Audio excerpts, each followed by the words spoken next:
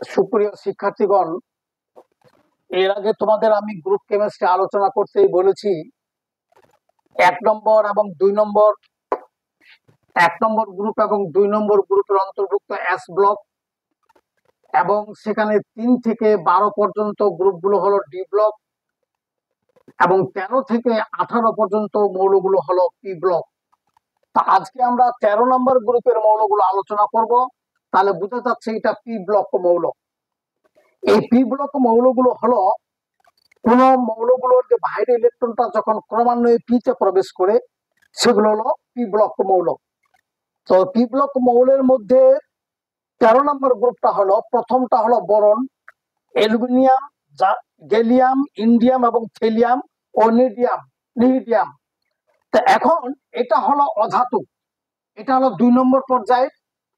এর গঠনটা হলো 2s2 2p1, কারণ বহিস্থ কক্ষপথে ইলেকট্রন একটি। এটা হলো 3 নম্বর পর্যায়ে, তাহলে 3s2 3p1। আর এটা হলো 4 নম্বর পর্যায়ে, তাহলে 4s2 4p1, বহিস্থ কক্ষপথে 3টি ইলেকট্রন। এটা হবে 5 নম্বর পর্যায়ের, পিরিয়ড নাম্বার 5, তাহলে 5s2 5p1। অনুরূপভাবে এটা 6 নম্বর পর্যায়ের 6 পিরিয়ড, 6s2 6p1। অনুরূপভাবে এটা হলো 7ম পর্যায়ের 7th পিরিয়ড, 7s2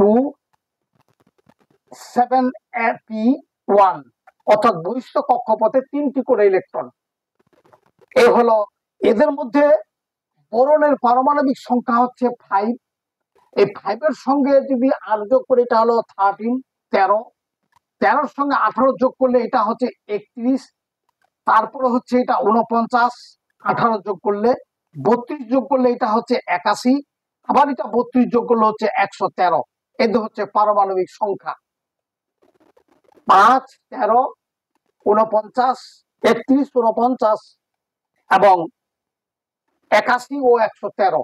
এদের মধ্যে এই মৌল 3টা হলো ধাতব পদার্থ আর এটা হলো অধাতু।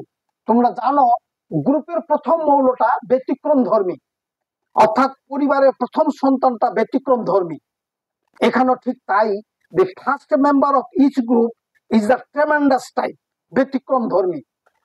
যেমন এখানে বোরনটা অধাতু, বাকিগুলো সব ধাতব পদার্থ। এটা তেজস্ক্রিয় 7ম পর্যায়ের মৌলটা। এই তো গেল তোমাদের 13 নম্বর গ্রুপের মৌলগুলোর একটা সংক্ষিপ্ত আলোচনা। এর পরবর্তীতে আমি 13-র পরে 14 ক্রমান্বয়ে 18 পর্যন্ত মৌলগুলোর একটা সংক্ষিপ্ত আলোচনা তোমাদের সামনে তুলে ধরবো। তোমাদের সকলকেই ধন্যবাদ।